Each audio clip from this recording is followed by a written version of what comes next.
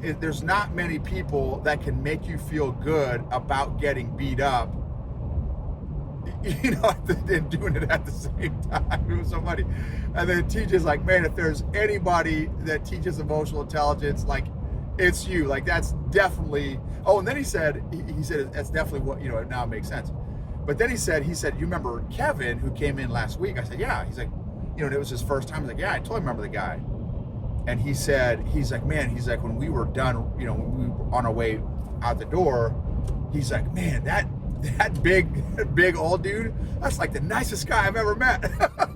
Which is so funny. That's great. I mean, I'm thankful, right? I'm thankful that I wasn't in a dumpy diapers mood or negative Nancy mood, but I was, anyway, I encourage them. But here's my lesson is like, you just, again, you never know when someone's paying attention. You never know. And so what is your first impression, and how can you be more intentional with your first impressions? What impression you want to make, and based on your answer to that question, who do you need to be in order to create that first impression?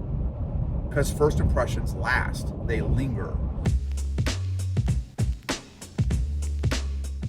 Welcome to the EQ Gangster podcast, where you will learn practical tools to grow your mental and emotional health and intelligence to be the best version of yourself, both at work and at home. It is real, raw, and transformational.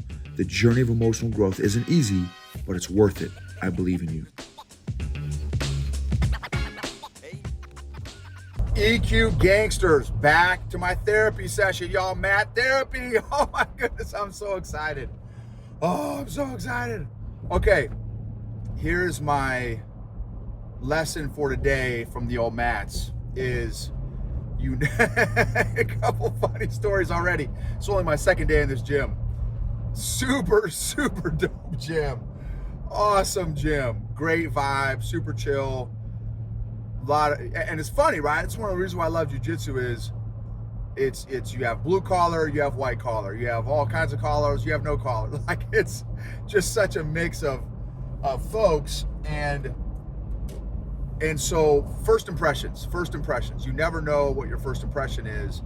So this is great. What kind of first impression do you make? That's the title, y'all. That's it right there, y'all. That's it. What kind of first impression do you make? That's fire. I love that. I've thought about it a little bit, but not like super in depth. So, sometimes and sometimes you don't get that feedback of what kind of first impression you make. Well, anyway, so this is my second day at this gym. I went last Thursday and wasn't able to make it over the weekend. So this is my second day. And different instructor that they've got. The professor is a guy named Wayne, super dude, super chill, and an animal. There are layers to jiu-jitsu, y'all. Layers, man. It's so fun. So, and he's, 6'3", jacked, lean, just like the dude, he's beast mode, right? And makes me feel like a white belt. Like, I think I talked about him last episode. At any given time, I know he if he wanted to, he could snap me about 5 different ways. But anyway, so this instructor, kind of the co-instructor, he's a new brown belt, and I rode with him, I think, when he was a high, 4-stripe, maybe, was he a blue belt, 4-stripe blue belt? Or like maybe a new purple belt? Anyway, whatever belt level he was, he's 23, and maybe he's, I don't know, I'm making this up, but let's say 160 pounds, if I had to guess. 150, 160 pounds, maybe $170, but I think it's $160. But I have him by literally 100 pounds, and I think I've rolled with him twice so far. A couple times I've rolled with him, same deal. Like, the dude, I'm not even in his group photo when it comes to technique. Like, his technique. So again, I love the fact that there's so many levels to jiu-jitsu, and the master. So I've got him by 100 pounds. And again, he's 10 times more technical than me. The only thing that keeps me semi-alive with him, it is the fact that I've got him by 100 pounds. But it only keeps me alive for a little bit longer. At some point, it's like going in a tunnel, like a funnel. The funnel mouth is wide, but as you go down that funnel, it gets very, very narrow. That's literally what it feels like rolling with him. Also super dude. And again, beast mode. Anyway, so I met a number of great guys in my first class, and a couple guys that I met, two of the great dudes that I met, one was a guy named Kevin and a guy named TJ. And TJ's been rolling off and on for like a decade, but he's like, I'm like, dude, you're gonna kill me. He's like, no, dude, I'm like a white belt, because it was no gi. And so he's like, because I would do like 1 or 2 months on and like 6 months off, and then like a month on and then 3 months off, so I'm like, okay, so, but anyway, I'm like, oh, that's cool though, dude, I'm sure you're gonna be great just with that much, time on the mats and stuff, overtime, that's great. And then his buddy Kevin, brand new dude, like literally first day, right? And I love new people and new white belts, because like, man, I started in my 40s, y'all, in my early to mid 40s when I started jiu-jitsu. I was terrified. I was a brown belt, black belt in business, the business cult that we were in, brown belt, let's say I was a brown belt in business. So I hadn't been out of my comfort zone in business in probably a decade, because we were killing it in business. I say killing it. We were doing fairly well. Like, I won't say killing it, but we were doing fairly well. We were speaking all over the world to thousands of people on a couple times a year, speaking to hundreds of people many times a year, 10, 12 times a year. And so I hadn't been out of my comfort zone in a long time. So I was terrified. And when I started jiu-jitsu at Team Rock out of Fort Bragg, they're all special forces dudes. They're all killers, like legit killers. And so, I'm like, they're all half my age, and anyway. So I painfully remember what it was like to be in my early to mid 40s in a brand new white belt. And I had a black belt in Taekwondo when I was a kid. But anyway, jiu-jitsu people know what that's all about. But anyway, in terms of black belts and Taekwondo versus black belts in jiu-jitsu, it's a whole different ball game. So anyway, Kevin, first night, and I'm like, dude, what do you think? Like, you digging it? What was your experience like? And he's like, it was after class, and he's like, oh man, it was, and I could tell he was like, oh, it was a rush, and he was excited. He's like, oh man, it was amazing. It was a great experience. So much fun. I'm like, dude, I just encourage him. I'm like, bro, I'm telling you, like, give yourself a chance. Like, as a white belt, right? It's part of the journey. Like, you may get beat up quite a bit initially, but I'm telling you, you're going to learn something every single fight. Anyway, I just try to encourage him. I don't remember what I said. I just try to encourage him. And then, and then there was a guy I met tonight. It wasn't his first night. He's a white belt, but he's been rolling for a little while. I can tell, because he had some really good body awareness and knew how to position his body and stuff. And his name's Gareth, super dude. And so, we're rolling, and I'm the old Chubbleicious, old slow guy, bald, beard, tattooed old guy, slow. I have one speed, and that's slow. And so, I always like to start on my back and let everyone else work.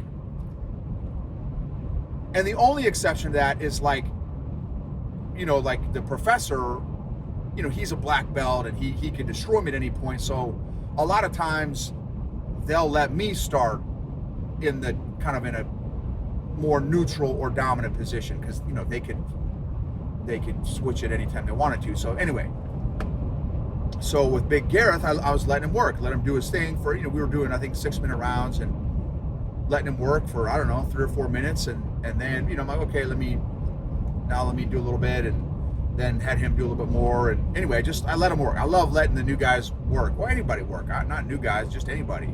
I like to kind of see where everyone's at, you know what I mean? And so, I'm encouraged. I'm like, oh man, hey, that was a great transition.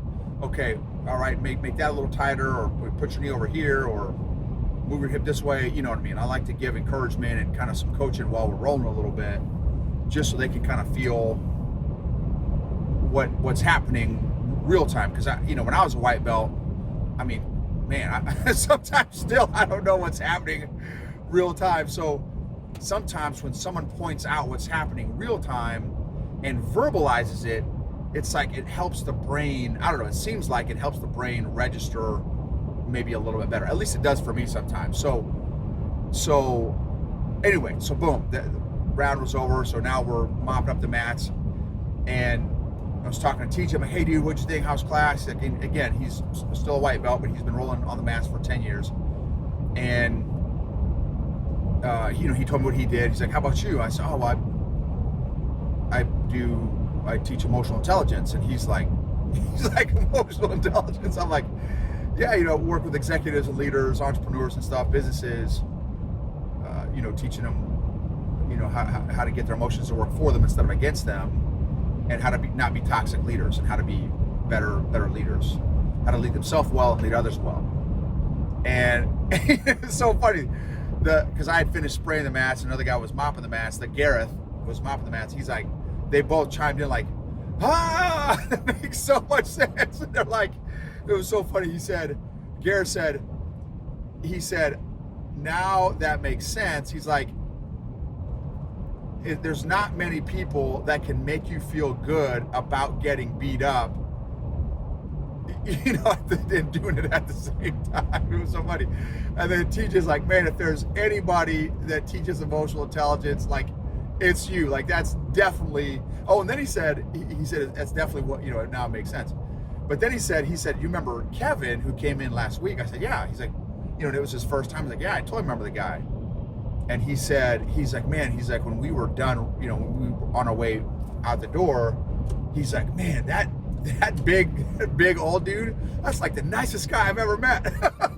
Which is so funny. That's great. I mean, I'm thankful, right? I'm thankful that I wasn't in a dumpy diapers mood or negative Nancy mood, but I was, anyway, I encourage them. But here's my lesson is like, you just, again, you never know when someone's paying attention. You never know. And so what is your first impression, and how can you be more intentional with your first impressions? What impression you want to make, and based on your answer to that question, who do you need to be in order to create that first impression? Because first impressions last, they linger.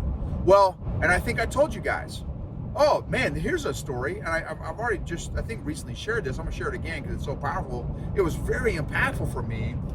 I went to a West Point event. It's every year they have in each of the major cities, they have these big events for West Point grads and their family and their spouses called Founders Day.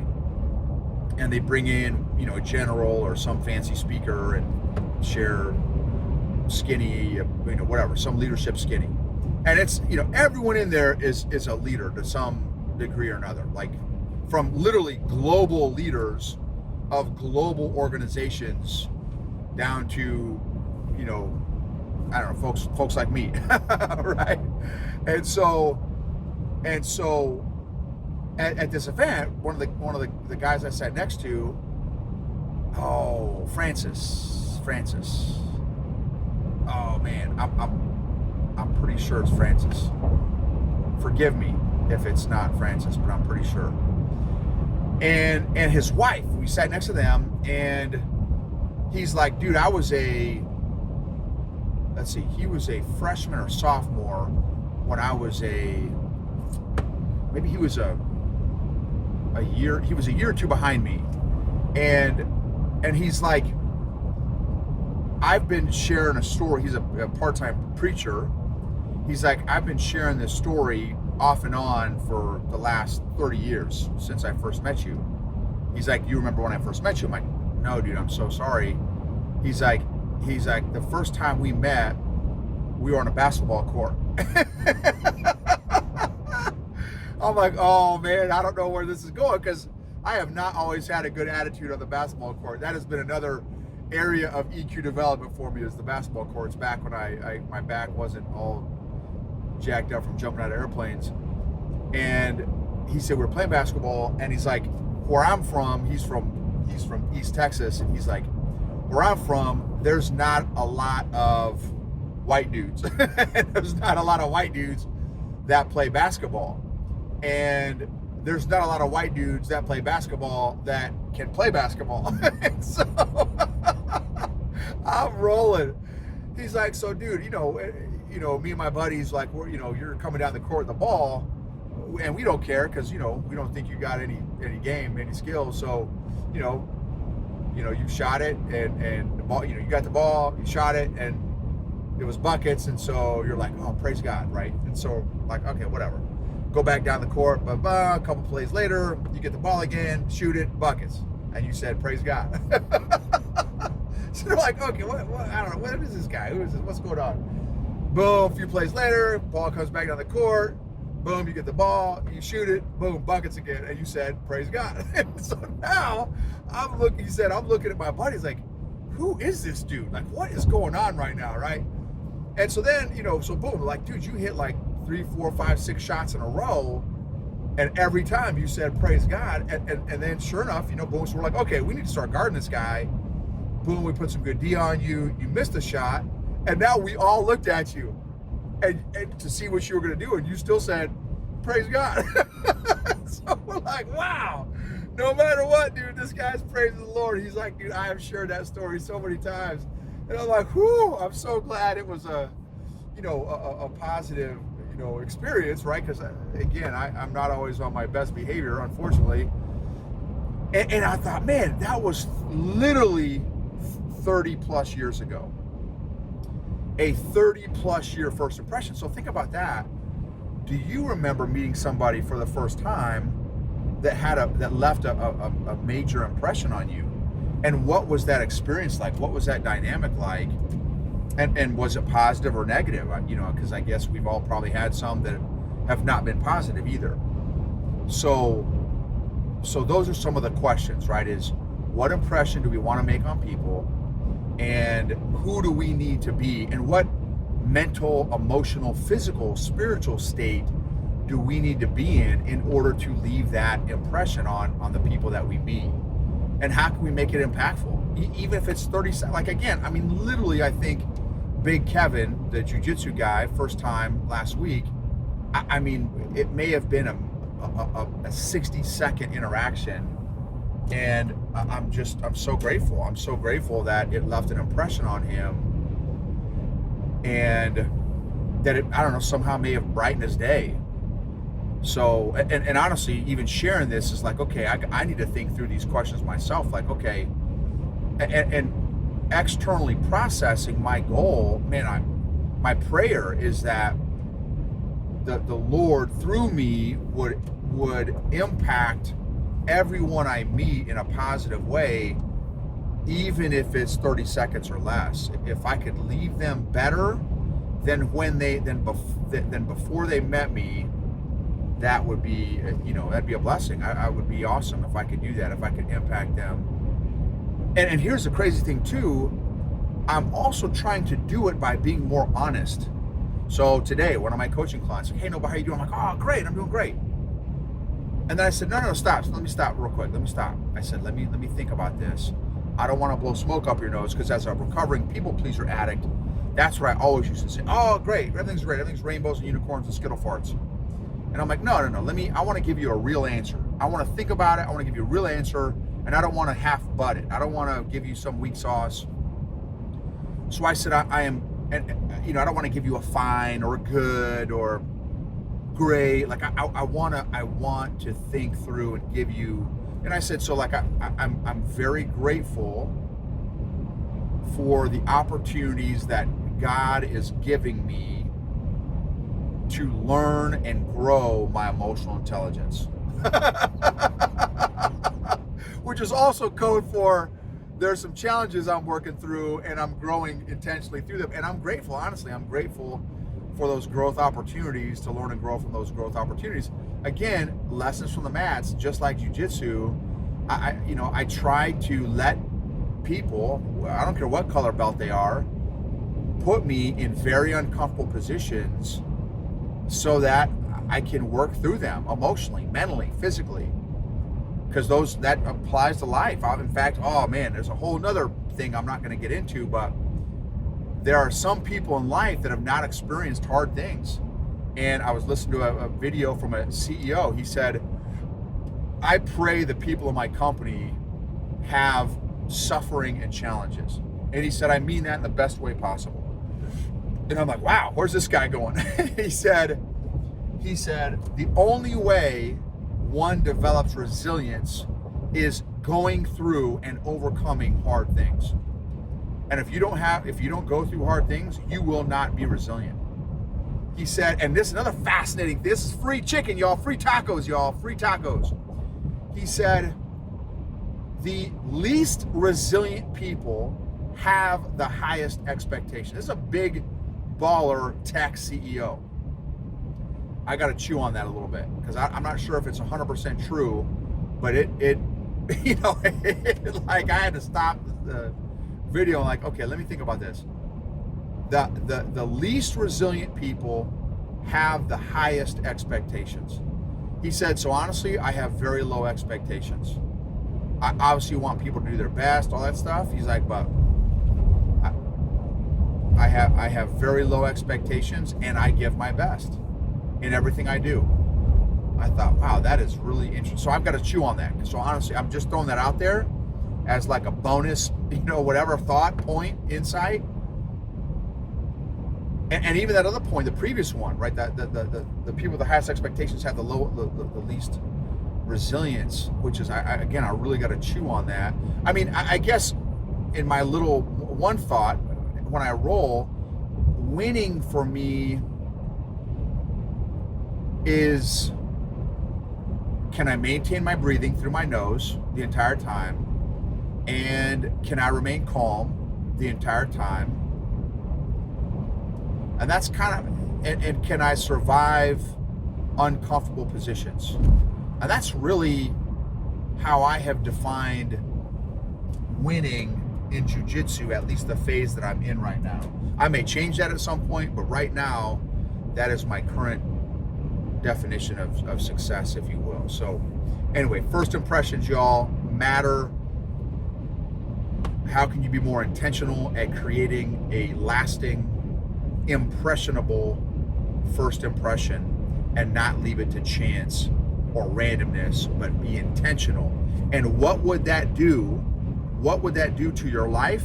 What would that do to other people's lives if you were more intentional, if we were more intentional at creating intentional, impactful, lasting, memorable first impressions? Your emotional health and freedom and fitness is worth a consistent, regular emotional fitness program.